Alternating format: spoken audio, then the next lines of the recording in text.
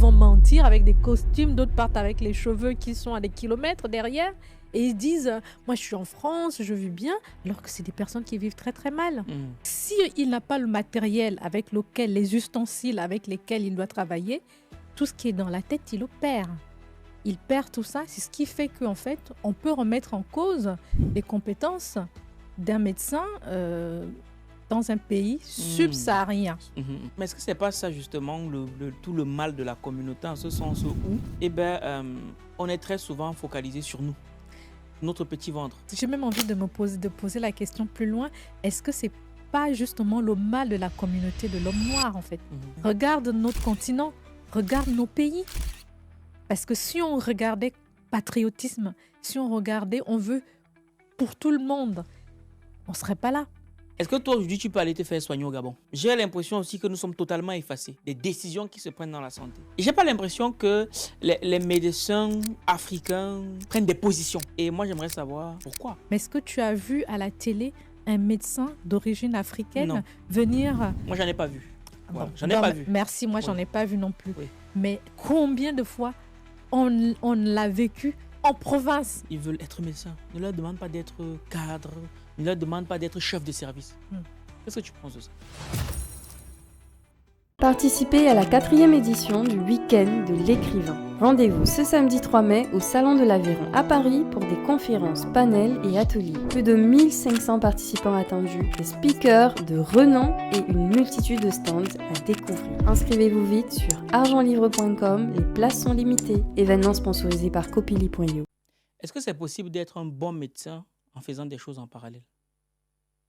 Oui, c'est possible.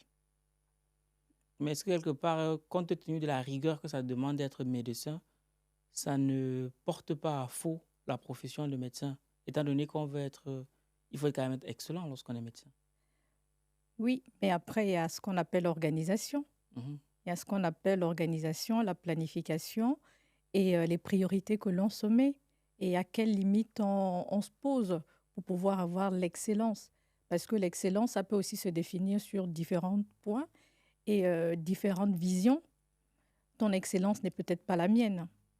Donc, à ce moment-là, si chaque médecin pense qu'à au niveau de son développement intellectuel et de sa spécialité, de ce que la personne a envie d'obtenir dans sa profession de médecin, et si elle se trouve excellente à son niveau, moi je pense que parallèlement, cette personne-là peut effectivement ouvrir d'autres portes d'opportunités pour pouvoir s'épanouir parallèlement que la médecine. Parce qu'on nous a toujours trompés à la fac, attention. Comment ça? On nous dit toujours la médecine, il faut faire l'école. Beaucoup de médecins ne savent pas faire autre chose. Hein. Et c'est quoi le problème? Je crois que ça faisait partie de l'école de l'époque. C'était des personnes sélectionnées, c'était une vision à part, parce que c'est des vies qu'on sauve et on avait besoin de rester focus là-dessus. Et aujourd'hui, il y a beaucoup d'évolution, les choses changent. Donc, les jeunes maintenant ont besoin de voir beaucoup d'autres choses. Et je pense que c'est cette vision-là qui fait que maintenant, les jeunes médecins ne restent plus focalisés que par la médecine. D'accord, ok. Et à quel moment tu prends conscience du fait qu'il faut que tu fasses autre chose que la médecine? Je crois que je m'en rends compte quand je m'installe en France, en fait. Oui. Un petit peu déjà à Libreville parce que juste après ma soutenance, j'avais commencé à faire, j'avais pris des gars qui commençaient à faire, je faisais ce qu'on appelle des jardins. Donc, je faisais planter toute la verdure et j'avais acheté un terrain et dessus, donc je faisais des fleurs, ainsi de suite. Et quand il y avait des cérémonies, donc je faisais louer mes plantes. C'était aussi une forme d'entrepreneuriat pour moi et c'est quelque chose qui m'apaisait. J'aime la verdure, les plantes, j'aime beaucoup jardiner, j'ai une main verte. Et donc, parallèlement, je me retrouvais un petit peu dans ça, un petit peu aussi dans le secteur d'entrepreneuriat. Et puis, je continue à faire ma médecine à côté. Et ça, c'est depuis le Gabon? Oui, c'était au Gabon, à Libreville. J'ai fait ça pendant 2 ans. Et puis après, quand je me suis installée en France, j'ai eu un petit coup de mou. Et puis, quand les choses se sont bien installées, j'ai dit, pourquoi pas? C'est le pays où on peut tout avoir. La légende raconte que j'ai été 2 fois au Gabon. Oui. La légende raconte que les Gabonais sont des feignants. Qu'est-ce que tu en penses? C'est une fausse légende. Ah bon? Oui. Je m'explique. Moi, j'ai été au Gabon. Et je me suis rendu compte que, de mon expérience, je ne peux pas parler, je n'ai pas les chiffres, mais de mon expérience et du retour d'expérience que j'ai eu de la part des amis gabonais que j'ai sur place, l'économie gabonaise est essentiellement détenue par des étrangers. D'où la conclusion de les Gabonais sont des feignants. C'est une conclusion assez rapide, Mhm. mais je ne vais pas quand même voiler le fait que le Gabonais a, entre guillemets, été peut-être trop chéri par l'État, ce qui faisait que les jeunes Gabonais, en sortant de l'école, voulaient absolument une profession de bureau. Donc, être bureaucrate, c'était aller travailler. Donc, le Gabonais se sentait vraiment comme ça, avoir son costume et aller travailler. Et le Gabonais de l'époque, je dis bien, ne savait pas qu'en fait, devenir milliardaire, c'était d'avoir les baskets, le jean et le t-shirt. C'est-à-dire être sur le terrain, mettre les mains à la pâte. Le millionnaire, c'est pas celui qui est dans le bureau, en fait. Donc, on ne l'avait pas compris. On nous avait éduqués comme ça. Mais aujourd'hui, les choses ont beaucoup changé. Je peux te le dire. Effectivement, il faut qu'on se rattrape au niveau de l'agriculture parce qu'on ne voyait pas les Gabonais dans les plantations. On exportait tout. Donc, il faut réapprendre. Au niveau de la pêche, effectivement. Donc voilà, les choses sont en train d'évoluer progressivement. J'ai envie de te réinviter au Gabon et rencontrer la nouvelle jeunesse. Ce n'est plus les mêmes il y a 10 ans, je peux te le dire. Je confirme. Je fais un gros big up à Stéphane Bissangoye qui m'a invité 2 fois au Gabon pour 2 événements. C'était énorme. Bref, vous l'aurez bien compris, nouvel épisode, nouveau décor, mais surtout, nouvel invité. Et l'invité qu'on reçoit aujourd'hui, je pense qu'en filigrane, tu l'auras compris, au-delà de tout ce qu'elle fait, elle est d'abord médecin généraliste en France. Elle nous parlera de son parcours qui est très rocambolesque, sachant qu'elle a 2 doctorats, comme si un ne suffisait pas. Derrière ça se cache une femme très courageuse, parce que nous sommes courageux. Mais au-delà de ça, c'est une femme qui a beaucoup d'ambition. Je lui restera le soin de nous en parler. Mais comme tu me connais, moi j'aime les problèmes. D'ailleurs, tu connais... Money, love, qu'est-ce que je dis même souvent là? La paix n'est pas rentable, surtout pour le vendeur d'armes. Donc aujourd'hui, on va tirer à balles réelles parce que le sang doit couler.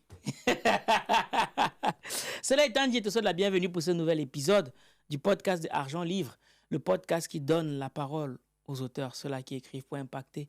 Et au-delà de ça, tu connais notre rendez-vous de ce 3 mai, le rendez-vous des écrivains qui impactent du côté des salons de l'Aveyron dans le 12e arrondissement de Paris. Ça sera un événement énorme.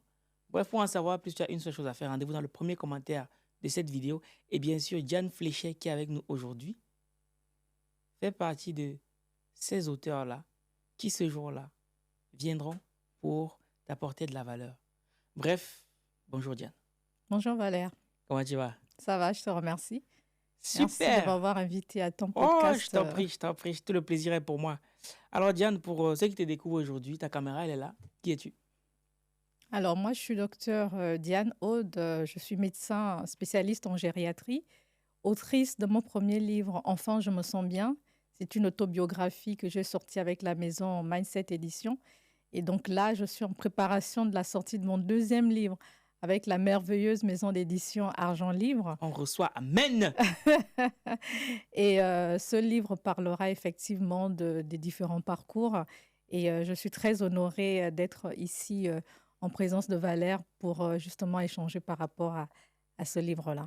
Yes. Bon, l'équipe, on va tout de suite mettre les pieds dans le plat. Je sais que tu as fait d'abord tes études de médecine au Gabon. C'est ça. J'ai fait toutes mes études, on va dire, ma maternelle jusqu'au lycée. Ensuite, je suis allée à la fac de médecine de Libreville. Et puis, j'ai eu mon doctorat d'état de médecine. J'ai commencé ma spécialité de pédiatrie. J'ai eu mon probatoire. Je suis allée jusqu'en 2e année de pédiatrie. Et puis ensuite, on décide de nous installer en France, notre 2e pays. C'était en 2013. C'est-à-dire, mon conjoint et moi, nous décidons de nous installer en France, dans notre 2e pays. Mais pourquoi? Pour plusieurs raisons. Mhm. La première raison, c'est que on avait envie de se rapprocher de la famille qui vivait ici. Mhm. Et puis la deuxième raison, c'est que, en toute honnêteté, ça faisait 2 ans après avoir obtenu mon diplôme que j'attendais l'affectation de l'État Mhm. gabonais et qui n'était jamais venu. Et à la limite, j'ai envie de dire, j'ai fait la croix et la bannière pour avoir ce qui m'était dû Mhm. dans mon propre pays. Mhm. Et une médecin que l'État a nourrie, puisque j'ai eu des bourses, ainsi de suite. Et jusqu'aujourd'hui, Valère, j'ai jamais eu cette affectation. Ah oui. Et je n'ai jamais eu ma prise de service dans un service de Libreville. C'est quelque chose de récurrent ou c'était juste toi? Non, c'est pas quelque chose de récurrent. Après, c'est vrai qu'il y a une lenteur administrative. Ça, on va Ouais, on va pas pas, le nier, on le on connaît va tous, pas on le la connaît nier, tous, ça, ouais. on connaît. Mais j'avais l'impression que le problème m'était particulier. Parce que c'est une situation que nous avions été confrontés, ma collègue et moi, qui au bout de quelques mois, son problème a été résolu. Et le mien, malgré mes multiples tentatives, des courriers et des rendez-vous auprès de la direction de tutelle, je n'ai jamais eu de réponse. Ah oui. Et là, est-ce que moi, le fait que j'ai eu cette possibilité d'avoir ce deuxième pays, ça a peut-être arrangé les choses? Moi, juste aujourd'hui, la question que je me pose toujours, c'est que si la personne devait toujours rester à Libreville, où en serait-on? Ouais, bonne question. Très, Et très bonne quelle question. était la motivation de cette personne qui ne voulait pas signer ma prise de service? Tu penses que c'est un truc personnel ou c'est un truc structurel? Je me suis toujours posé la question, parce que je veux dire lenteur administrative. Il faut quand même chercher son médecin. Enfin, on a quand même demandé à une jeune Gabonaise de faire ses études. On a payé ses études jusqu'au doctorat. On doit l'affecter. Enfin, je veux dire, l'État gabonais doit se poser la question, mais où est parti notre docteur? Mais il se passe combien de temps entre l'obtention de ton doctorat et ta venue en France? 2 ans. 2 ans. Parce que à peine 2 ans et demi, puisque j'ai mon doctorat en décembre 2020, je Oui. soutiens ma thèse. Donc, décembre 2010, pardon, c'est décembre 2010. Et puis, mai 2013, je suis en France. Mai Je 2013. m'installe en France. D'accord. Et Donc, pendant ces 2 ans. 3 ans-là, tu fais quoi? Et pendant ces 3 ans-là, donc quand j'ai mon doctorat de médecine en 2010, je passe le probatoire de pédiatrie. Et donc, j'obtiens le probatoire, je rentre en 2S de pédiatrie, la spécialité de pédiatrie. Et donc, j'ai la possibilité d'être affectée parallèlement pour la pédiatrie. En sachant que je ne suis pas encore pédiatre, même si j'ai l'obtention de rentrer en spécialisation, il faudrait que je termine mon cursus pour me faire valoir d'être spécialiste en pédiatrie. Donc, j'attends à ce moment-là toujours que l'État, qui me reconnaît comme étant médecin généraliste, puisse m'affecter comme tel.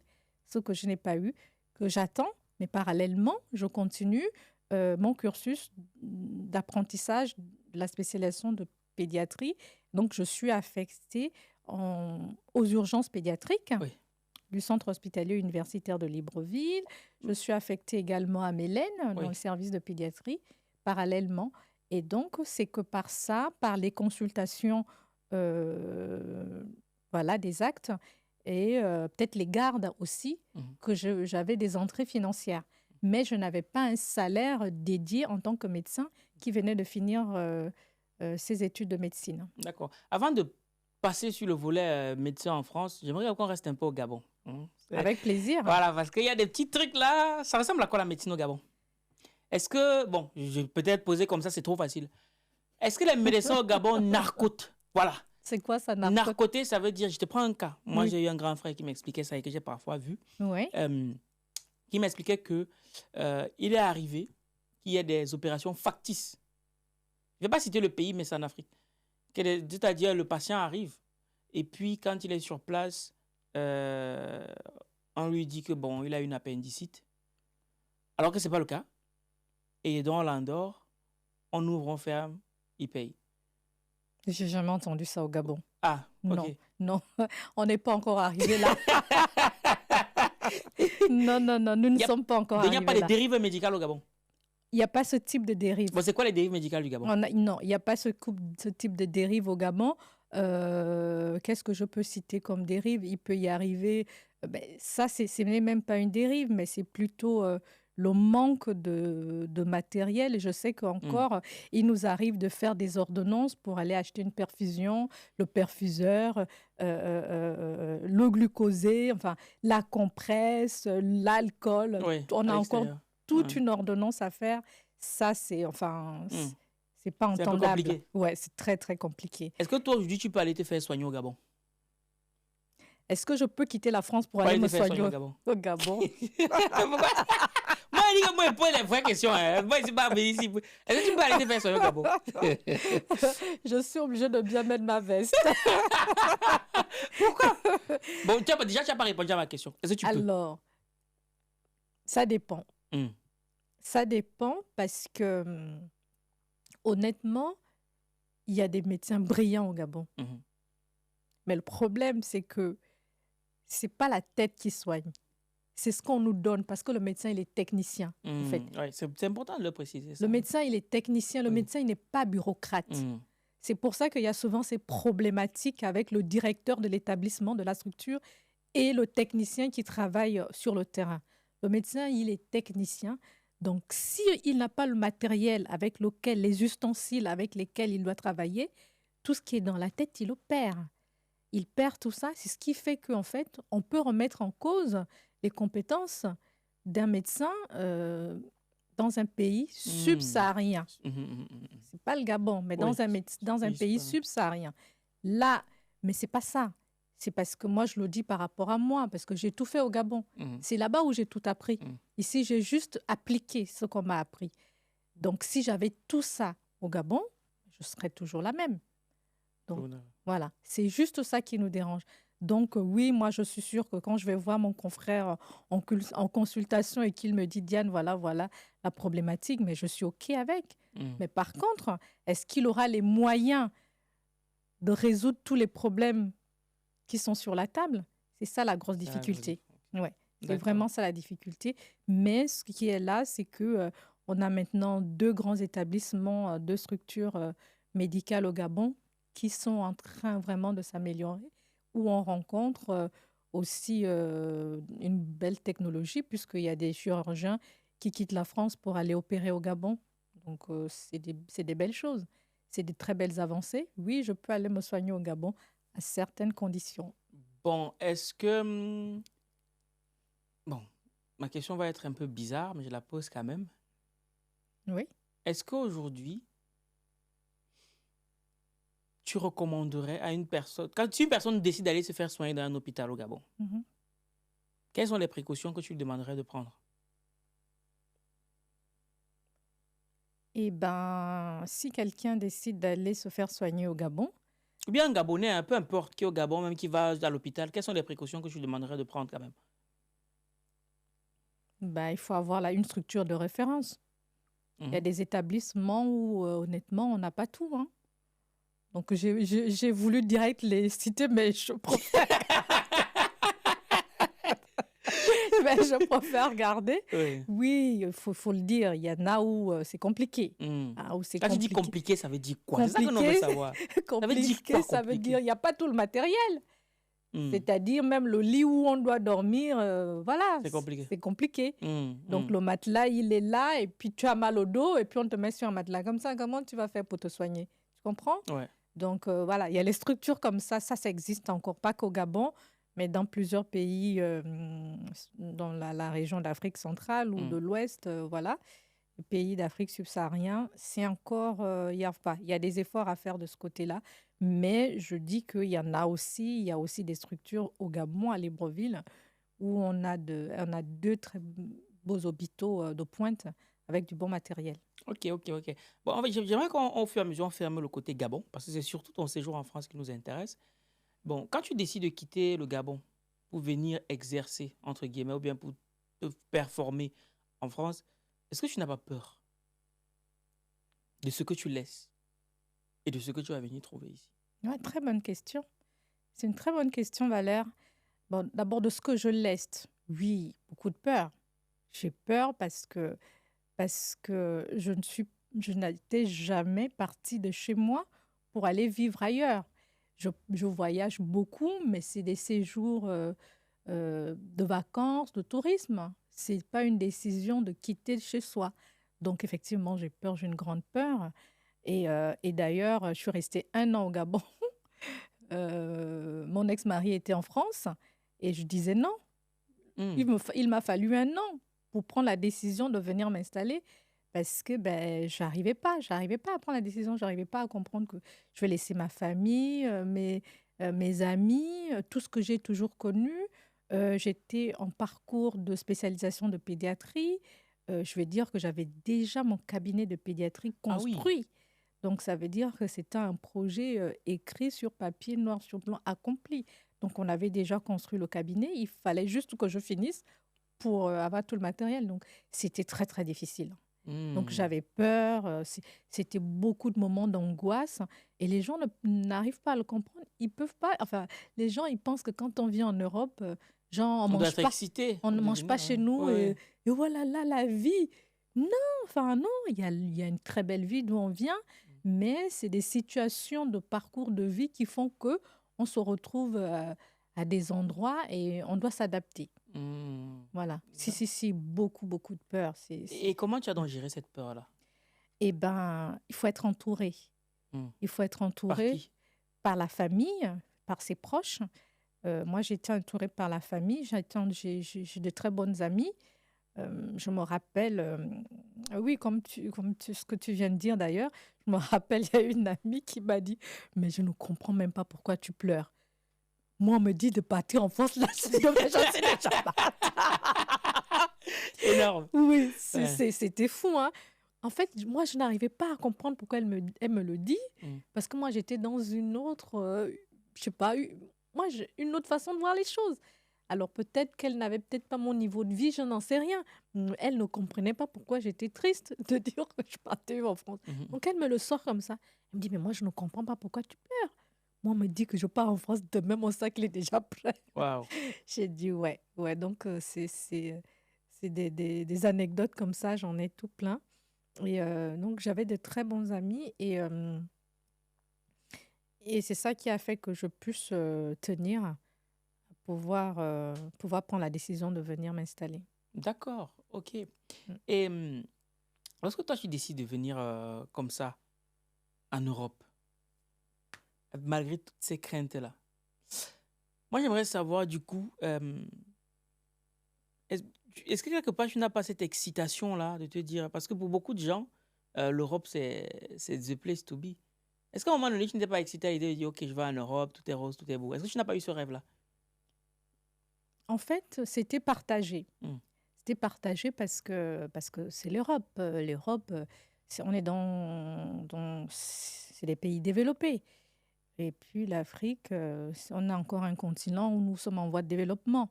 Donc, et ce n'est pas la première fois que je venais en Europe. Donc, je savais que j'aurais quand même accès à des choses que je n'ai pas forcément à Libreville. Donc, de ce côté-là, sur le plan professionnel, par exemple, j'étais excitée à savoir comment ils travaillaient, comment ça se passait.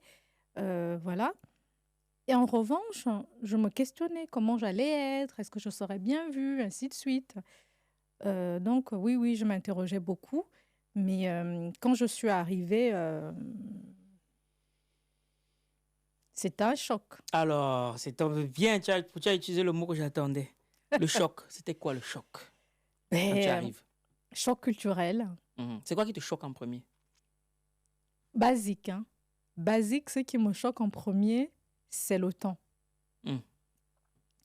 C'est le temps parce que cette période-là, en mai, et pourtant on était en train de rentrer vers l'été, on finit le printemps, mais il faisait encore frais. Il faisait froid, alors que moi en mai chez moi, c'est des petites robes assez légères donc on est bien. On a une température 38 degrés à l'ombre, tranquille. Donc voilà, j'avais beaucoup, beaucoup de mal à m'acclimater. Et puis aussi le choc culturel. Le choc culturel professionnel déjà, il ne faut pas croire, parce qu'il y a un choc culturel de personnes qu'on rencontre à tout venu. Et puis le choc culturel professionnel en tant que médecin. Moi, je parle que par mon secteur médical. Parce qu'il faut connaître le système, comment ça fonctionne. Ça, c'était difficile. D'accord, ok. C'était difficile. Et justement, à ton arrivée, Du coup, comment ça se fait que tu aies 2 doctorats, justement? Parce qu'il y a ce volet-là. Que tu l'as vu quelque part. J'estime Ouais. qu'il Oui. n'y a pas de raison. C'est-à-dire qu'avoir fait des études de médecine pendant 7 ans, près de 8 ans au Gabon, soutenir mon doctorat, d'accord? Donc ça m'a déjà fait mon doctorat de médecine. Et ensuite, quand je vis en France, on me redemande de faire un parcours que je trouve assez difficile, un parcours, comme tu l'as dit, sémé d'embûches. Je pense que les praticiens à diplôme hors Union européenne qui me suivent comprennent de quoi je vais parler. Un parcours tellement difficile, un parcours du combattant. Et sur ces 7 années-là, et du coup, ça me fait 14 de parcours. Donc, 7 années au Gabon, plus 7 années en France, ça me fait 2 doctorats. Et c'est pour ça que je dis, ouais, nous sommes double doctorants, surtout les médecins à diplôme hors Union européenne, qui reviennent faire un parcours aussi compliqué. Pourquoi c'est compliqué? Qu'est-ce qu'il y a de compliqué dans ce parcours? Au fond, c'est toujours de la médecine. Oui. Alors, c'est pas tant que ça la médecine. Moi, je le disais dans le groupe où j'accompagne des autres médecins. C'est pas tant la médecine parce que moi, je pense en toute humilité que les personnes qui ont fait leurs études de médecine et qui ont soutenu leur doctorat sont médecins, quel que soit l'endroit, quel que soit le pays sur la terre où tu as fait tes études de médecine, en fonction de ton environnement et des limites que l'établissement ou l'administration qui vous a accompagné pose, ben vous êtes médecin. Là, il n'y a pas de problème. Sauf que ce qui change, c'est l'endroit où vous allez exercer. C'est ça qui est la difficulté avec les médecins qui reviennent d'ailleurs. Donc, nous, on a fait nos études ailleurs et qu'on arrive en Europe, en France, on va dire la France particulièrement, puisqu'on parle de la France, on a une autre façon de faire. Oui. Ici, en France, on a une autre mentalité. Et puis, il y a eu aussi une autre culture dont il va falloir s'adapter. Par exemple, tout simplement, quand j'entends fièvre, quand quelqu'un vient pour fièvre, aux urgences à Libreville, je ne vais pas penser à la même fièvre quand je suis en France aux urgences. Donc, moi, si vous rigolez et que moi, je suis aux urgences, j'arrive de Libreville il y a 4 jours et qu'on me fait travailler et que je pense que le fièvre, c'est pas lui, les gens qui vont rigoler en France, ben ok, je accorde la rigolade. Mais en fait, si moi, je vous mets chez moi, moi, je vais mettre accès palustre, vous ne saurez même pas. Donc, c'est vraiment en fonction de l'environnement où on est. Et il faut apprendre tout ça. Mais qu'est-ce qui explique le fait que tu fasses 7 années supplémentaires? Ce qui fait qu'on fasse 7 années supplémentaires, ben, c'est le système que la France a mis en œuvre pour limiter l'accès au maximum aux praticiens hors Union européenne qui arrivent d'ailleurs, de pouvoir accéder facilement ou rapidement au système médical français. Et donc, il y a le concours des épreuves d'évaluation de connaissances, ce concours-là qui est mis en place, où cette année, ils ont permis à ce que 4000 postes soient mis en place, ouverts pour toutes les spécialités en France, qui finalement, tout le monde, les gars et les confrères et les consoeurs ont travaillé dur. Et puis finalement, c'est environ 3000 postes qui ont finalement été acceptés, gardés. Et ce que je suis en train de dire aujourd'hui, eh ben, on a eu il y a 2 semaines à peu près une grève de la faim de tous les médecins à diplôme hors Union européenne en France. Ça a duré quelques jours, 1 semaine à peu près. Et donc là, il y a eu une pétition avec tous les corps de métier, les sociétés savantes, pour dénoncer ce système-là. Donc oui, ça existe bien, le fait qu'il faut limiter l'accès le plus rapidement possible. Et puis, quand on arrive à avoir les épreuves de vérification de connaissances comme ça très rapidement, c'est tant mieux. Les personnes rentrent dans le parcours de consolidation pour pouvoir... Il y en a qui font 3 ans, font sur les spécialités, d'autres font 2, d'autres font 1 an. Et puis, il y a aussi d'autres personnes qui ont la chance, par exemple, d'arriver au moment, parce que c'est tous les 4 à 5 ans, ou voire 6 ans, ça dépend d'eux, de leur humeur. Ils se disent, bon, cette année, on va sortir la loi. Il y a tel décret qui va sortir pour tous les autres médecins qui sont déjà restés un bon nombre, qui ont pu avoir un poste.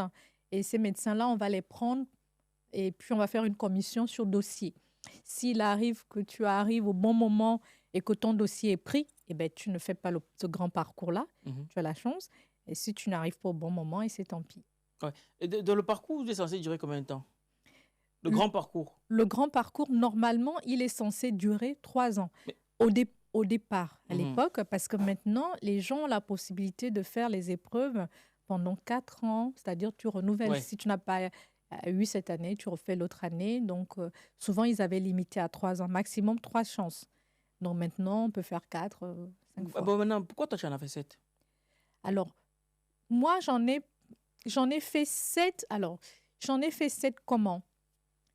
Je suis arrivée en 2013, je me suis mise à... C'est rigolo. Moi-même, avec du recul, je me dis, mais vraiment, quand on est jeune et quand on croit tout terrasser, non, il faut prendre du recul, il faut se poser, il faut réfléchir. Il ne faut pas aller comme ça, voiture bélier, on se cogne. Non, non. C'est parce que je suis arrivée et puis direct, j'ai voulu faire le concours. Je suis arrivée en mai, j'ai voulu passer le concours en septembre, octobre. Alors que ce n'est pas possible. Que tu ne peux pas préparer un concours de 4000 personnes. Faut arrêter. Ouais. Ouais. Donc, voilà. Et du coup, premier échec. Et ça m'a bouleversée à un moment parce que j'étais trop sûre de moi. Et je le raconte même dans mon premier livre. C'est pas possible. Enfin, je suis trop sûre. Et puis, je rencontre un collègue qui me dit, non, écoute, ça ne se passe pas comme ça. Le concours, il faut le préparer. À la limite, ne fais même pas les stages pour l'instant. Ah oui. Reste à la maison, prépare-le. Eh bien, je ne comprends pas. Je vais les stages, je fais mon travail de maman, d'épouse et je passe le concours. Et ça ne marche toujours pas. Donc, en fait, c'est vraiment que je m'étais mal organisée. D'accord. Voilà, que je m'étais mal organisée, mais jusqu'au moment où, la deuxième fois, où je me dis, non, comment je peux expliquer ça? En fait, je suis frustrée. Je suis frustrée parce que je me dis, je connais mes compétences, je suis sûre de moi, mais ce n'est pas possible que ça fait 2 fois que j'échoue. Et donc, je suis frustrée et puis je suis apeurée. Je me dis, je n'irai plus jamais passer ce concours-là. Je ne sais pas comment je vais y arriver, mais je ne vais plus passer le concours. Et c'est là que tombe la loi Stock. Et donc, la loi arrive au bon moment. J'ai un pote qui m'envoie le message, qui me dit, ben, vas-y, envoie ton dossier, je suis sûre que tu vas être prise. Et bien, moi, quand j'envoie le dossier, écoute, mon dossier, au lieu...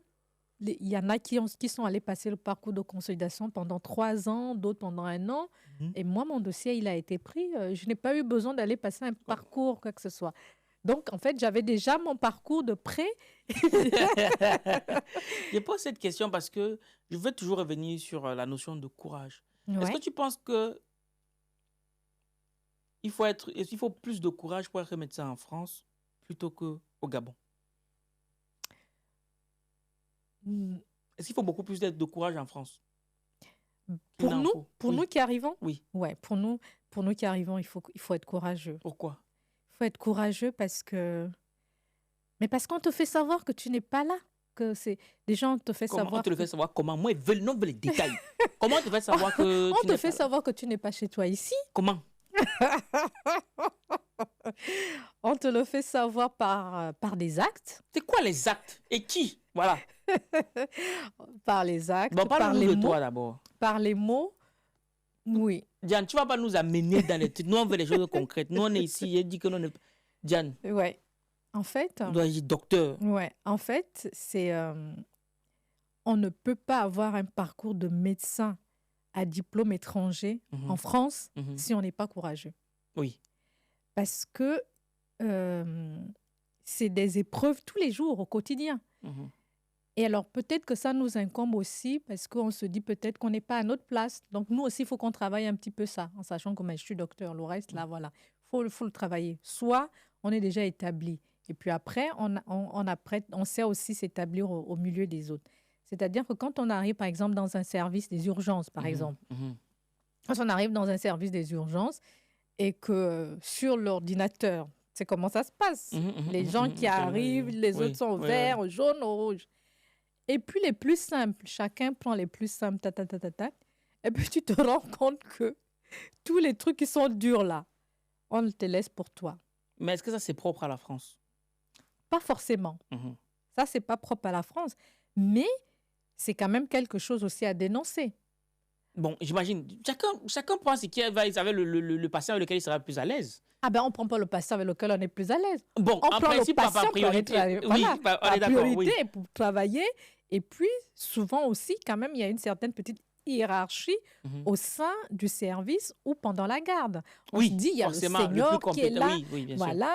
Donc, les plus jeunes, les moins jeunes, les internes, parfois même l'externe peut venir passer la garde avec vous. Oui, bien sûr. Mais si le senior, il dit que bon, le petit garde qui est praticien attaché, qui est là, et que ça fait peut-être 6 mois que le pauvre est là, il a 1200 € par mois. Et que ça, si on va revenir dessus, oui. Qui a 1200 € par mois et que lui, il part prendre le garde qui a la toux et que toi, on te fait prendre une douleur thoracique, parfois, tu rames dessus et derrière au staff le matin, on te fait savoir que tu n'as même pas été compétent, tu n'as même pas eu le courage de pouvoir prendre en charge, alors que tu sais qu'en fait, si tu es praticien attaché, c'est parce que le Seigneur est là pour venir t'épauler.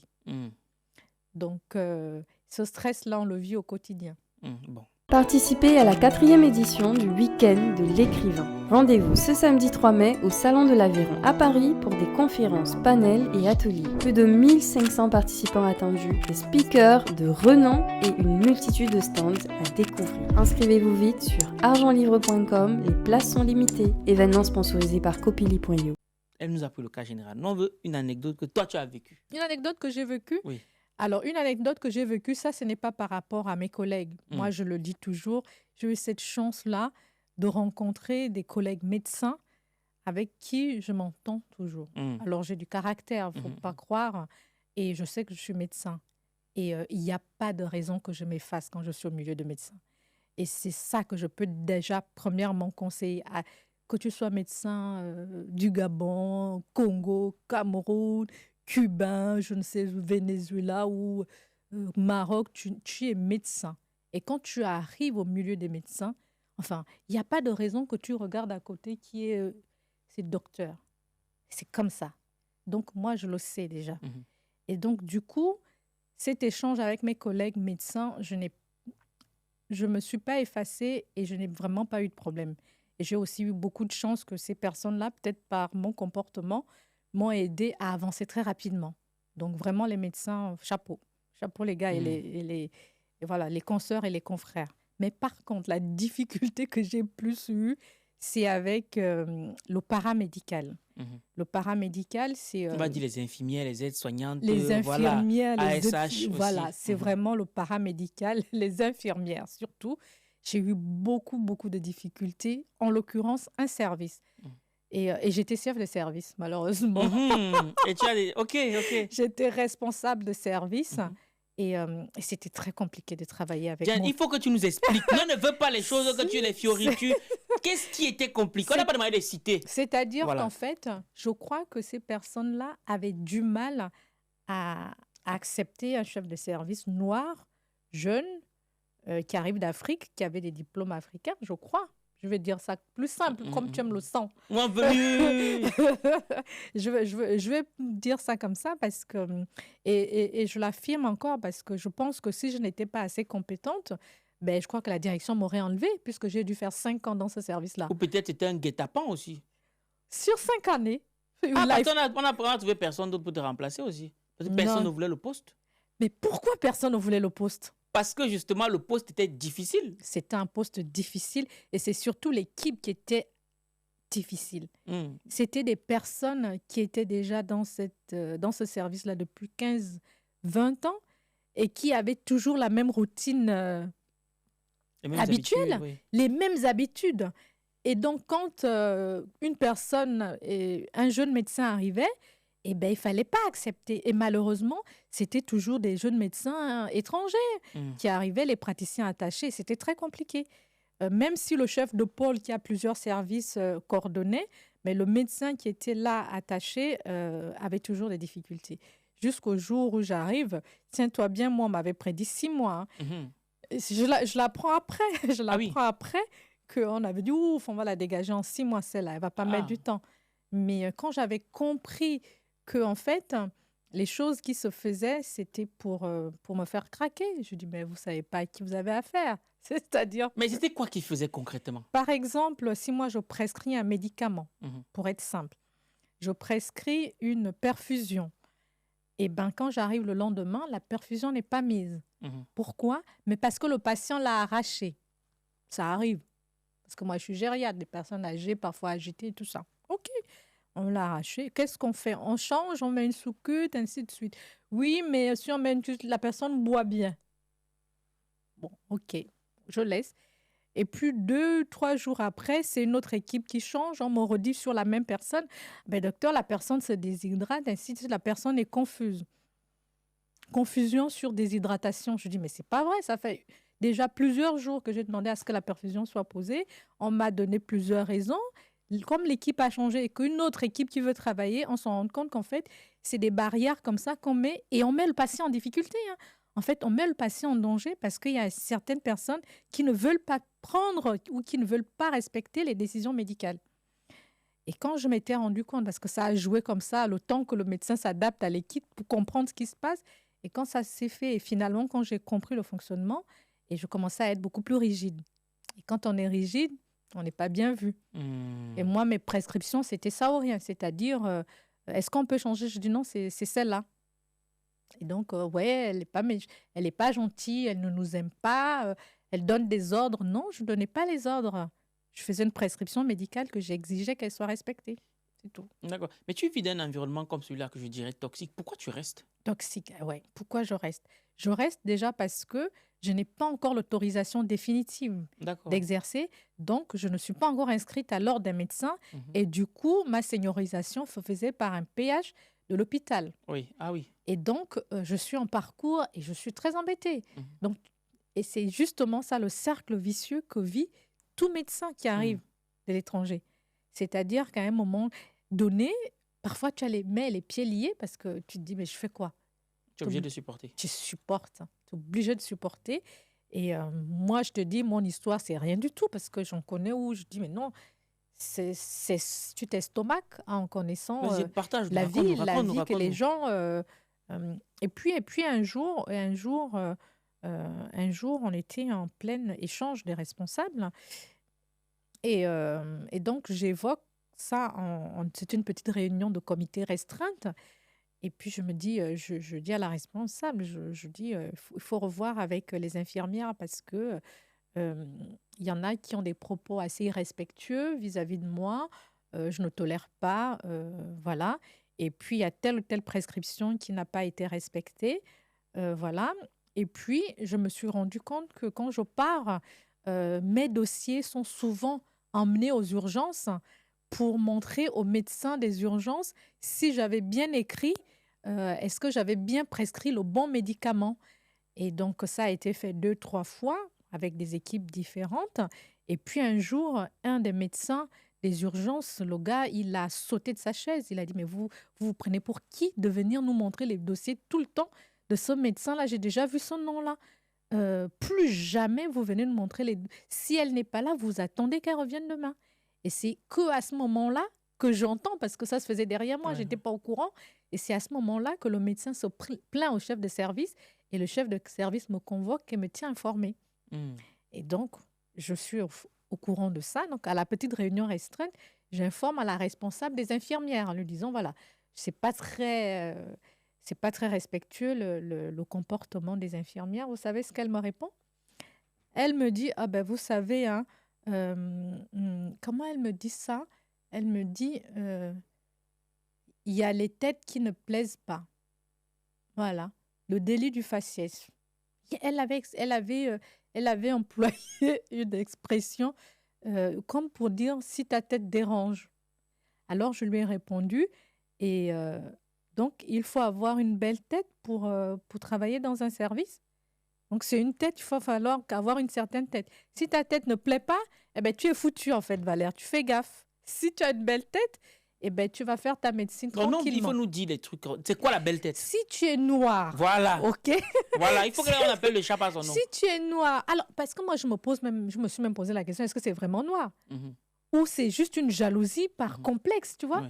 Parce que justement, je dis ça pourquoi? Parce qu'il y a un autre médecin africain, mais pas noir, qui m'avait dit, mais je pense que c'est plus un problème de femmes. Parce que nous, c'est vrai qu'on a aussi les mêmes problèmes, mais c'est pas autant. Alors moi, j'étais dans une équipe totalement féminine. Ah oui, en plus, entre vous, les femmes, ça ne pardonne pas. Et je ne comprenais pas, alors que j'étais dans une équipe où, effectivement, il fallait me rehausser. C'est une femme comme nous et tout ça, machin. Non, mais c'était infect. Les femmes, entre elles, mais elles sont horribles. Elles se déchirent, elles sont méchantes, elles ne se tolèrent pas. C'est quelque chose de négatif et c'est dommage. Et c'est vraiment dommage parce que... Et c'est pour ça que je dis qu'il faut avoir du courage. Et quand j'avais appris qu'elles avaient prédit que je resterais 6 mois, je dis, les filles, on y va. 5 ans j'ai fait et c'est moi qui ai démissionné. Et finalement, elles t'ont accepté ou pas? Eh ben, elles ont fini par faire avec. Enfin, je crois. Je suis restée 5 ans. Je suis restée 5 ans. Mais là, tu vois, c'est une interview de quelques temps, de minutes, d'heures. Mais tu vis ça pendant 5 ans? Oui, ça doit être... Ouais. Mais aussi, mais ça forge ton mental aussi. Ah ben, c'est ça qui fait que quand je passe dans un couloir, je ne sais pas qui va me dire quoi, en fait. Mais je suis très respectueuse. C'est quoi le plus dur, la chose la plus dure que tu as entendue? La chose la plus dure que j'ai entendue, c'est au télé... Bon, je sais pas, mais c'est ça qui m'a frustrée. Ça, c'est au départ. Hein. Au départ, quand j'arrivais. Mais c'est pas des choses... c'est des choses que j'entends maintenant comme du vent, en fait. Je suis au téléphone avec une cadre qui m'appelle. C'était unité d'hébergement renforcé, l'UHR. C'est l'unité où vivent les personnes atteintes de maladie d'Alzheimer et apparentées. Donc, une unité fermée. Donc, elle m'appelle pour me dire qu'il y a quelqu'un qui n'allait pas bien. Et qu'est-ce qu'elle va faire? Donc, par téléphone, elle est à l'étage. Moi, je suis au rez-de-chaussée. Donc, elle m'explique. Et je lui dis ce qu'elle va faire. Et je lui dis, ne vous inquiétez pas, je vais passer puisque je suis au rez-de-chaussée. Et donc, pendant la conversation, elle me dit, oh ben, docteur, je ne comprends vraiment pas ce que vous dites. Excusez-moi, j'arrive pour que vous m'expliquiez sur place. Quand on ne connaît pas le contexte, vous pouvez vous dire, mais ça arrive, elle peut vous dire ça. Mais non, en fait, c'est parce qu'à la place, qu'est-ce qu'elle me dit? Elle me dit, mais oui, mais je ne comprenais pas vos mots. Je dis, mais quels mots que vous ne comprenez pas? Une phrase se fait sujet, verbe, complément. Parce que je n'ai pas fait la phrase. C'est l'accent, en fait. Bon. Je pense qu'elle n'a pas voulu faire d'effort de comprendre. Non, mais qu'est-ce que tu as besoin de faire un effort pour comprendre? C'est le français, en fait. Le français, c'est sujet, verbe, complément. En fait, c'est ce qu'on appelle les stigmates auditives. C'est ce que j'ai demandé. Est-ce que on n'a pas besoin, on nous met des stigmates auditifs, des stigmates visuels. Il faut, dès qu'on voit un nom, on commence à s'offusquer sur le nom. Mais non, enfin, c'est un nom, c'est des voyelles et c'est des lettres, c'est des consonnes. Vous collez les relais et puis vous faites des voyelles, les consonnes, vous faites la lecture. Pourquoi juger sur un nom à une personne? Si tu permets, si on revient un peu sur le volet des infirmières qui voulaient se rassurer de tes prescriptions, est-ce qu'au fond, elles n'ont pas raison? Moi, je vais jouer l'avocat du diable. Sur quoi? Bon, médecin qui vient d'Afrique, étant donné que ce n'est pas forcément les mêmes normes, les mêmes process, les mêmes protocoles, est-ce qu'elles n'ont pas raison? Elles n'ont pas raison du tout. Elles peuvent se poser la question de savoir ce que j'entends. Et moi, j'ai toujours dit que je suis quelqu'un d'assez ouvert et je suis prête à la discussion. Je veux les questions. S'il y a une problématique, s'il y a un questionnement, vous me demandez. Mais je n'entends pas que quand je suis partie, que mes dossiers soient apportés à un collègue qui n'est pas gériatre. Ah oui. Ça, je ne l'entends pas. Ok, d'accord. Et si ce médecin-là, parce qu'il y en avait déjà plusieurs dossiers qui étaient passés avant, si ce médecin-là n'avait pas dit ce jour-là que, attendez, vous nous fatiguez, là, nous, on est aux urgences, on n'a pas que ça à faire. On serait allé jusqu'à combien de temps? Oui, c'est vrai. Mais, et au niveau de la rémunération? Oui. Ça aussi, c'est... Est-ce que c'est pas... Est-ce que quelque part... Bon, déjà, au niveau de la rémunération, on a compris que les médecins qui viennent d'Afrique sont moins bien, qui ont suivi leur formation en Afrique, sont moins bien rémunérés que ceux qui sont ici. Oui. On est d'accord? Au départ, oui. Au départ. On parle de que... l'ordre de combien, s'il faut comparer? 1200. Ils commencent avec 1200, 1300 euros de salaire à l'arrivée. Il y en a qui commencent même moins dans certains établissements. Et puis, quand on trouve des personnes assez tolérantes, il y en a qui vont à 1500. Sachant que vous faites le même boulot que les médecins? Le même travail, parfois plus, puisqu'on vous demande de rester. Vous faites des heures sup. Voilà, donc parfois plus. Et on vous donne toute la petite paperasse qui est faite. Et puis vous vous dites, au départ, souvent c'est amusant, parfois c'est très naïf. On se dit souvent, ben, c'est pas grave, je le fais parce que j'apprends. Non, mais non. T'apprends quoi, t'es docteur? Il faut juste le temps. Tu verras que c'est juste avec le temps que tu vas apprendre. C'est pas en faisant 10 heures plus que l'autre la même journée. Plus, hein, oui. Mais c'est avec le temps qu'on comprend ça. Ça ne sert à rien de dire que mourir à j'apprends. l'hôpital. Non, jamais, Valère, jamais. Ça sert à rien. En fait, c'est avec le temps. Parce que la médecine, c'est sur une durée. On est dans la course d'endurance. C'est ça. C'est ça, la médecine. La médecine, c'est pas la vitesse. Ça te sert à rien de te tuer sur place alors que tu vas faire ça pendant toute ta vie. Tout à fait. Hein? Mais justement, est-ce que quelque part, selon toi, vous faites plus ou moins le même boulot, vous êtes payé plus ou moins moins que les autres. Moins que les autres. C'est ce qui est injuste. Bien sûr. Mais c'est que pas, ces médecins-là n'ont pas accepté ça comme ça. Les médecins qui arrivent, ils n'ont pas accepté. Mais que veux-tu qu'ils fassent? D'ailleurs même, est-ce que tu as déjà entendu parler de ça avant? Non, il faut être dedans pour comprendre. Ben voilà. Non seulement il faut être dedans pour comprendre, mais je ne sais pas si tu as déjà eu plusieurs podcasts comme aujourd'hui qui disent ça. Non, ils n'osent même pas parler. Personne n'en parle. J'ai envie de dire, j'ai des aînés, ça fait déjà 40, 50 ans qu'ils vivent en France, des médecins qui me disent, mais Diane, mais quel courage tu as eu. Ça revient sur la notion du courage. Voilà. Mais pourquoi ils ont peur d'en parler? Mais parce qu'ils ont honte. Honte de quoi? Je ne sais pas. Honte de quoi? Honte de dire la vie difficile qu'ils ont vécue en France. Honte que la famille qui est restée au pays apprenne finalement les vraies réalités de la France. Parce que c'est des leurs, finalement, quand ils rentrent. Ils vont mentir avec des costumes, d'autres partent avec les cheveux qui sont à des kilomètres derrière. Et ils disent, moi, je suis en France, je vis bien, alors que c'est des personnes qui vivent très, très mal. Donc, cette vie-là, ce côté de la vie, ils ne veulent pas le faire savoir aux parents, à la famille qui est restée au pays, parce que ce sont ces mêmes personnes qui parfois subviennent à des communautés, je dis bien des communautés, même pas famille, mais à des communautés, c'est-à-dire l'oncle, la femme de l'oncle, la maison de tonton, de tantine, les cousins, ils payent l'école, tout ça. Mais ces personnes-là ne savent pas comment l'argent qui arrive en France a été... Le grand médecin quand même en France. Et donc, pour ne pas se dévaloriser, on va dire, il ne dit pas. Donc, il avale la douleur. Sauf qu'il ne sait pas qu'en s'exprimant, en étant vrai, il se soigne psychologiquement. Parce que la médecine, ce n'est pas seulement travailler le physique. Parce que nous, on soigne, c'est ça qui est dommage. C'est ça qui est dommage. On soigne le physique, mais on oublie qu'en fait, le mental, il est le socle de notre métier. Alors, si toi-même, tu n'es pas bien mentalement, tu es seulement là pour prescrire les médicaments, tu oublies qu'il y a l'esprit et le corps. C'est les deux qui font l'âme et qui te font guérir. Moi, ma question, mais pourquoi est-ce que ces médecins-là, justement, moi j'ai l'impression que les devanciers ne font rien pour aider les cadets. Ouais. Pourquoi est-ce que ces médecins-là ne se mettent pas ensemble pour demander, entre guillemets, que les choses soient plus justes? Avant, ça ne se faisait pas. Oui. Pourtant, il y avait des fédérations, des praticiens à diplôme hors Union européenne. Moi, je me rappelle, en 2013, quand j'étais arrivée, on m'avait demandé d'aller voir SOS PADU et tout. Et on avait, mais ça criait pas au fort. Mais tu sais, c'est le système français. Faut pas... Voilà, c'est écrit, c'est pas écrit, on verra. Enfin, les choses ne se disent pas. Donc, c'est très officieux. Et maintenant, avec l'arrivée des réseaux sociaux, ça va faire 10 ans.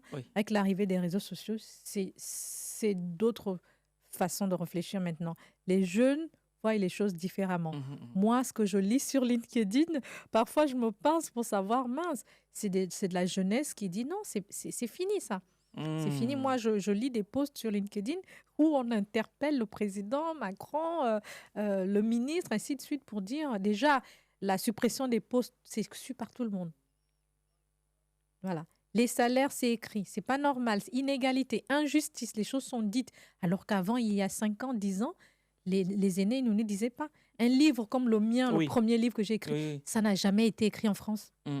Personne n'a osé dire que je souffre. Où vous me voyez là, c'est vrai que je suis bien, mais attention, je suis passée par des étapes très difficiles. Comme beaucoup d'ailleurs. Comme beaucoup, mais je te dis, je pèse mes mots. Ce que j'ai vécu, c'est pas le tiers de ce que les personnes, les aînés que j'ai rencontrés ont vécu. Mais moi, je n'ai pas l'impression que les aînés, une fois que, bon, ok, tu as suivi le parcours en tant que, bon, par coup de comment on appelle, consolidation. Voilà. Oui, une fois que tu as eu ton numéro d'ordre, maintenant tu peux faire ce que tu veux. Exactement. Mais comment ça se fait que ceux qui ont déjà fini leur parcours, qui ont leur numéro d'ordre, mais je n'ai pas l'impression qu'ils font quelque chose pour améliorer les conditions de ceux qui viennent après. Ben oui, j'ai posé cette question. J'ai posé cette question à un aîné et il me dit, tu sais ce qu'il me dit? Alors, il y a plusieurs analyses. Lui, il me répond en disant, tu sais Diane, quand tu as déjà eu un parcours difficile comme ça, tu as juste envie d'une chose, c'est de vivre un peu. Parce que quand tu penses à tout ce que tu as vécu, tu te dis, ben, il faut bien que je me pose, il faut que je vive avec ma famille, que je fasse des choses. Tu ne vas pas rentrer dans le cercle où tu vas encore continuer à te battre. Tu as juste besoin de la paix.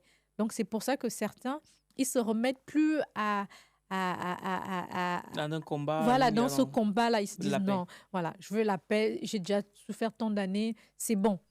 Donc, du coup, il se met en veilleuse, en fait, pour avoir une petite vie tranquille.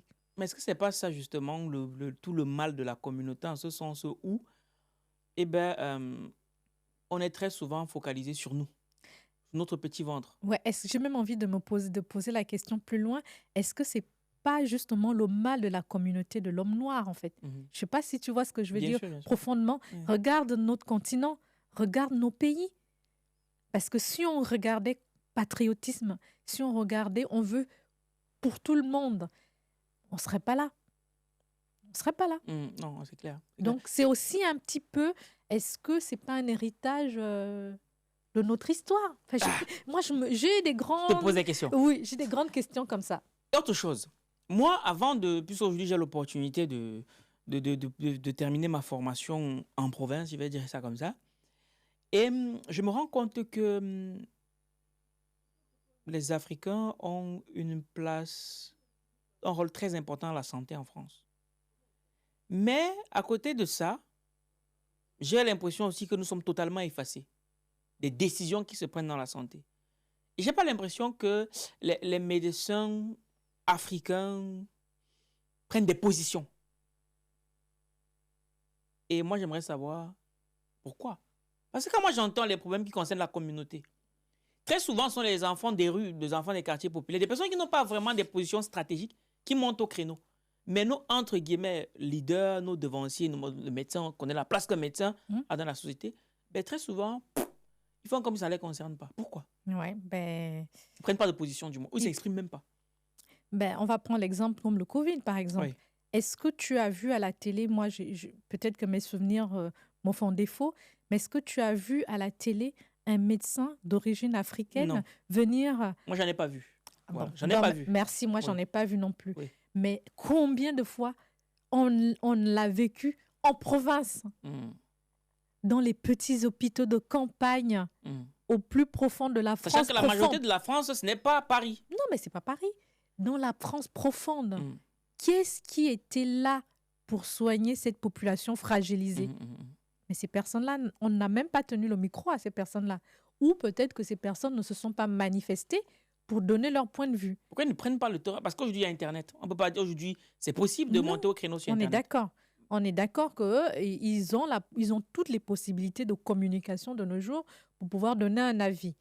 Est-ce que c'est pas, je vais me reposer la question, est-ce que c'est pas le fait d'hériter de cette génération qui ne nous a jamais rien dit et qu'aujourd'hui, nous, on est là, cette nouvelle génération qui s'exprime, la preuve, qui s'exprime, qu'on dit non, enfin, c'est pas comme ça. Donc, en face, il y a des êtres humains, il y a des gens qui travaillent, donc une petite reconnaissance, soit peu. Et qu'est-ce que tu... Oui, vas-y, je te laisse finir. Donc, ce que je voulais dire pour terminer, qu'en fait, c'est ce qu'on demande à nos aînés, d'encadrer les jeunes qui arrivent et de leur dire, mais juste dire qu'en fait, c'est comme ça, c'est comme ça, c'est comme ça. Ça aussi, même les aînés, moi, j'en ai vu aussi dans des services, des aînés qui te regardent, qui te disent pas. Moi, je le redis, c'est pas forcément les médecins africains qui m'ont encadré. Non, mais moi, je dis toujours, il y a du bon et du mauvais partout. Chez les Européens, il y en a beaucoup d'Européens qui sont très, très bien. Très bien. Non, ça, on ne peut pas le nier. Moi, je veux dire, c'est pas que les médecins africains qui m'ont encadré, qui m'ont mis sur les rails. Oui, bien sûr, bien sûr. Bien sûr. Ah, je suis désolée. je suis désolée, j'ai même envie de dire qu'il y a des médecins africains qui étaient très mal à l'aise de voir une jeune fille qui arrive comme ça, voilà, fougueuse au travail, ainsi de suite, qui était très mal de voir que cette petite jeune-là, elle veut se prendre pour qui, en fait? Ah ben non, je ne me prends pas pour qui, je suis juste médecin et je connais ma place. Et donc, là, on tend vers la fin. Moi, j'aimerais savoir, du coup, pourquoi avoir décidé d'écrire un livre sur le courage? Bon, alors le livre sur le courage, c'est le deuxième livre que j'écris. C'est peut-être un prolongement ou une autre forme aussi de dire qu'en fait, on n'est pas fainéant, en fait. Parce que j'ai beaucoup entendu dire que la communauté afro d'Europe ou de France ne fait rien. Ne fait rien, en fait. On est là pour les allocations. Les femmes, elles sont là, elles font les enfants. Et puis, elles prennent les allocations sociales, familiales et tout ça. Et donc, moi, dans mon secteur de la santé, parce que je me sens un peu plus légitime là-bas, je ne me permettrai pas d'aller en droit et autres. Je me suis dit, je vais me focaliser sur mon secteur. Je voulais quand même savoir quels étaient les différents parcours. Le mien, moi, je le connais, donc je n'ai pas caché mon parcours difficile a-t-il été. Je l'ai fait voir au monde. Et puis, j'avais aussi envie de savoir toutes ces femmes qui disent, ces femmes de ménage, ces travailleurs, les agents de santé, d'hygiène, les infirmières, les autres médecins, les aides-soignantes, comment sont leurs parcours? Est-ce que ces femmes travaillent vraiment? Alors, je me suis posé cette question et je vais te dire, elles ont tellement de choses à raconter, tellement c'est difficile. Et pour y arriver, je ne pense pas que si on a juste envie de gagner de l'argent en France, on peut juste se lever un matin et aller travailler. Il faut aller chercher au plus profond de soi pour pouvoir travailler en France. Mais juste par le climat en hiver, se réveiller pour partir, alors qu'on a fait toute sa vie en Afrique, on ne connaît pas l'hiver en Afrique. Donc, commencer à s'adapter à l'hiver et se réveiller tous les matins à 4 heures du matin pour une aide-soignante, moi, je dis bravo à ces femmes. J'ai beaucoup de respect pour les aides-soignantes. Franchement, c'est un corps de métier où je reste admirative. Tout à fait, tout à fait. Et que penses-tu du manque d'ambition des Africains? Parce que moi, j'ai remarqué beaucoup d'Africains, quand ils arrivent ici, même les médecins, ils veulent être médecins. Ne leur demande pas d'être cadre, ne leur demande pas d'être chef de service. Qu'est-ce que tu penses de ça? Oui. Ils n'ont pas de vision. C'est dû à quoi, ça? Pourtant, ils ont fait des études quand même. Oui, mais c'est des blessures. On va partir sur la médecine alternative. C'est des personnes qui sont remplies de blessures et qui ont peut-être le syndrome de l'imposteur, je ne sais pas, qui ne savent pas reconnaître la valeur, leur propre valeur. Et donc, ils se limitent. Ils se limitent et ils pensent que les autres valent mieux qu'eux. Et donc, ils restent dans leur petit cocon. Et je ne dérange pas, mais c'est comme nos aînés, on vient de le dire. Il finit et puis j'ai trop souffert, donc je reste. Ben oui, mais qui va alors aider les plus jeunes si tu ne dis rien? Donc voilà, on ne demande pas à tout le monde de crier, mais chacun peut y mettre du sien. Voilà, un petit maillon dans la chaîne peut toujours faire agrandir toutes les étapes de cette chaîne-là. Et oui, les Africains manquent d'ambition. Manque de vision. Et qu'est-ce qu'on peut faire par rapport à ça? L'éducation. Ah, c'est clair. L'éducation et la communication. Et je te remercie d'ailleurs pour ce que tu fais parce que j'imagine des milliers de jeunes ou moins jeunes ou plus jeunes ou encore des jeunes adultes qui vont suivre ce podcast. Justement, c'est de donner l'information. C'est ce que je disais, dire. Juste dire pour qu'on entende. Et puis chacun fera de ce qu'il veut de l'information qu'on lui a donnée. Sur 10 personnes, si au moins 5 ou 4 commencent à la mettre en pratique, c'est déjà des choses gagnées. Et puis, on fera des étapes sur 5 ans, sur 10 ans, ainsi de suite. Mais si on ne dit pratiquement rien, qu'est-ce qu'on laisse aux plus jeunes, finalement? Tout à fait. Qu'est-ce qu'on laisse aux plus jeunes? Et au-delà de ça, qu'est-ce que tu as prévu pour nous pour le week-end de l'écrivain?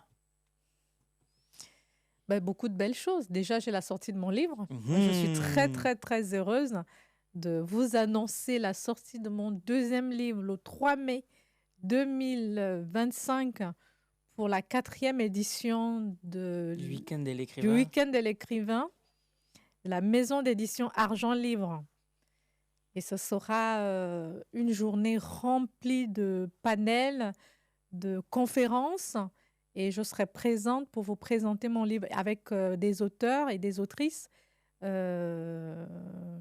milieu de toute cette organisation que j'espère aussi très bien. Tu sais, pourquoi j'ai voulu qu'on reste vraiment sur la casquette de médecin et pas au-delà? Parce que l'idée vraiment, c'était que ceux qui viendront, j'espère, bon, je pense que ça va tourner ça va tourner et ça va touchera des médecins qui viennent d'Afrique, vu le thème. Ouais, c'est l'idée. Et je le dis ici, je ferai l'effort, c'est une démarche qui me taraude l'esprit depuis un moment, d'inviter de plus en plus, les plus courageux en tout cas. Parce que j'en ai déjà eu à inviter, mais à chaque fois, ils fuient. J'en ai beaucoup qui ont fui. Ils m'ont fui le livre. Ils ont fui le livre. Mais je le dirais, ils ont fui, c'est-à-dire sur combien de médecins j'ai sollicité africains pour avoir les interviews. Oui. Ouais, bon, ça me surprend pas trop. Ils me disent, oui. Non, nous, on a déjà tout souffert. Exactement. On reste. Est-ce que c'est un livre? Est-ce que je vous demande d'aller parler politique? Ça n'a rien à voir, c'est pas de la politique. Non, c'est pas de la politique. C'est un retour d'expérience. C'est un retour d'expérience, c'est un témoignage qui va permettre à ce que le jeune qui vit peut-être la même situation aujourd'hui puisse se retrouver et tu lui diras comment toi tu as fait pour t'en sortir. Même si ça n'a pas été loyal ou royal, mais au moins tu lui diras que ça a été difficile. Il comprend que là, si c'est difficile, l'autre aussi a déjà vécu. Tout à fait. Et ils ont fui. Se préparer. Oui, ils ont tous fui. J'en ai eu 3. Et là, j'ai tout fait pour avoir un petit peu de mixité. Oui. C'était compliqué. Pire encore chez les femmes. Ah oui, les femmes, c'est encore un autre niveau. Hein. Les femmes... c'est un autre niveau. Bon, bref. Dans l'idée, vraiment, moi, ça me fait plaisir que tu aies pris cette démarche-là, déjà d'écrire un livre tel que celui-là, pour en parler. Super. Et surtout que tu n'as aucune réticence. Je pense que je t'inviterai encore pour une autre émission autour du même sujet, parce que je pense qu'on a besoin que ces médecins-là s'expriment sur un certain nombre de sujets, non pas pour déverser un venin quelconque, c'est pas le but, mais c'est surtout pour commencer à fédérer. Parce que j'estime que compte tenu du nombre de médecins qui viennent d'Afrique qu'on a ici, je pense qu'il y a certaines galères qu'on ne devrait plus vivre. Moi, c'est ce que je pense. Vraiment, je bénis le ciel de m'avoir amené en province.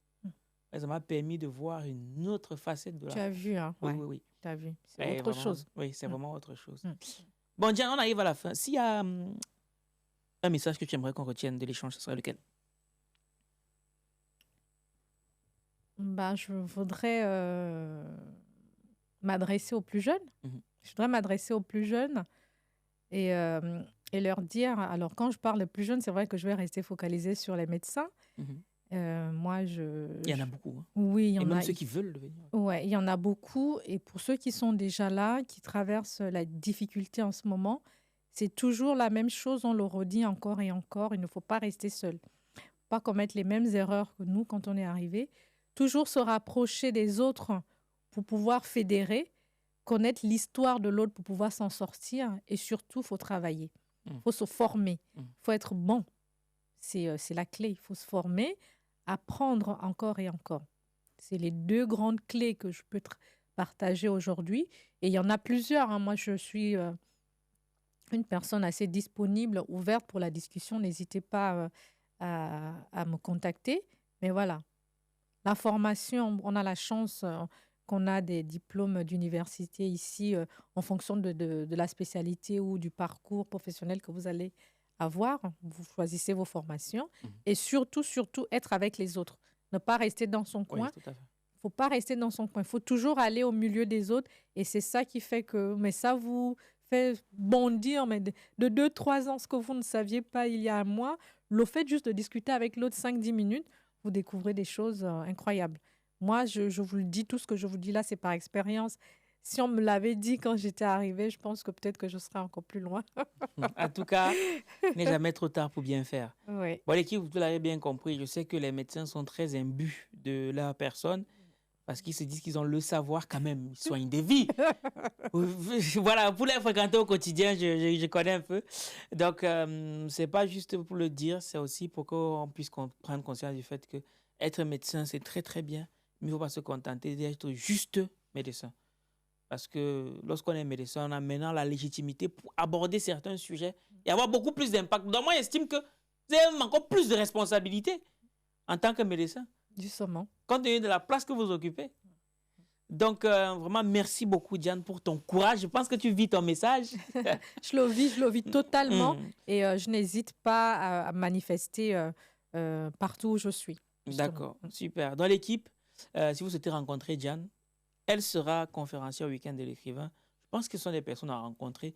Dans tous les médecins là, ou les médecins en phase de consolidation, ou je ne sais pas trop quoi, venez à Paris, laissez un peu les bistouri, les paracétamol, les perfusions, bref.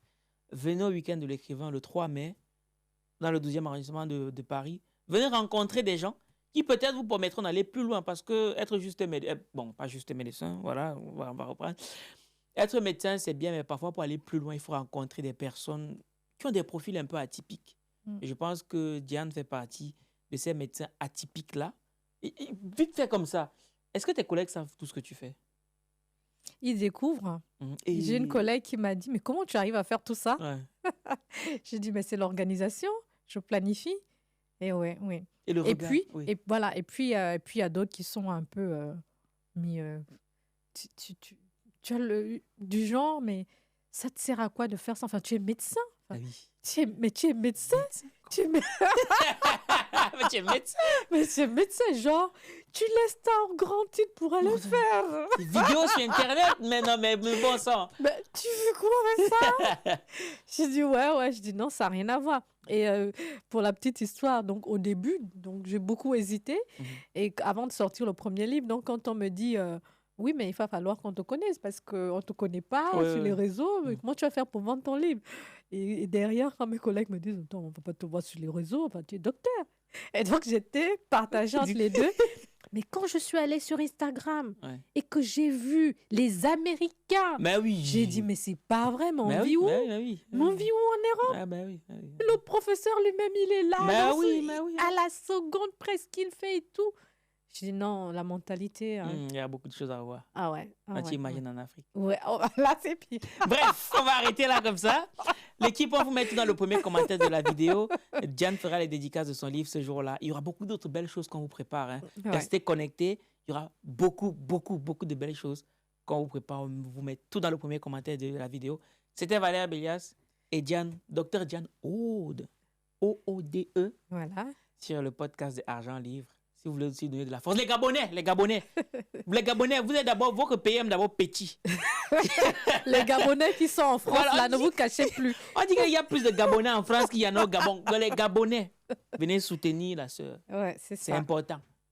Donc, bref, rendez-vous ce 3 mai. On se donne rendez-vous à notre prochaine vidéo.